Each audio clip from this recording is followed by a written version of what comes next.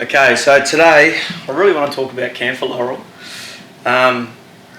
It's been a big part of our journey and certainly my history as a guitar maker, which is really cool because it's a non-native species, so it's something I get asked a lot of questions about, how we go about using it, how we go about resourcing it. So today we're going to shoot a whole lot of information around Camphor Laurel.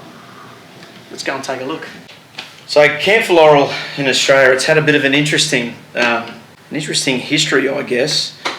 I'm led to believe first come into Australia early 1800s, 1820, sort of 1830, and from what I can gather, from what I've read at least, first planted in the Sydney and Brisbane botanical gardens, which at the time they probably had no idea about, you know, the invasiveness, I suppose, of what Camphor Laurel would end up achieving in Australia. But so it's been here since early mid 1800s.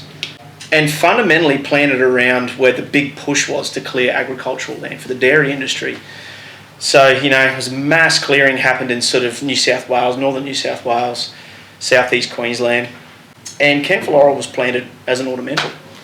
So provided some evergreen sort of shaded areas for cattle, windbreaks, that type of thing. And Camphor Laurel being the species that it is, it's just a prolific grower. So it fits all the characteristics of a noxious weed, grows extremely fast, it dominates the landscape. You know, a mature tree can have up to 100,000 seeds.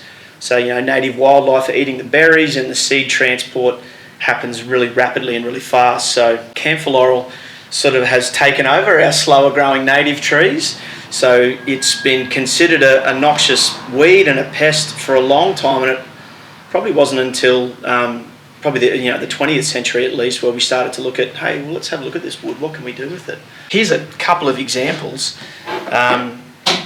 This stuff has been drying for some time now. We are going to take some sectional pieces off this, which you'll see later on in the video, and how I resaw it and how I use it. But, you know, these slabs in particular, they're probably some of the smaller Camphor Laurels that we work with. You know, we tend to get stuff that's even up to sort of 1200, 1500 wide. There's some really nice colour, beautiful colour banding in this. And if you could only smell, if the camera could pick up that scent, it's intoxicating. Some people, you know, get irritated by it. I absolutely love it. I just love it, and I love getting to this point and going, oh my God, I'm so excited to break this into you know, guitar sets to see what's going to come of it. It's pretty exciting standing, having a look at. There's another big one down on there. So we've got really good supplies of Camphor Laurel in northern New South Wales and southeast Queensland.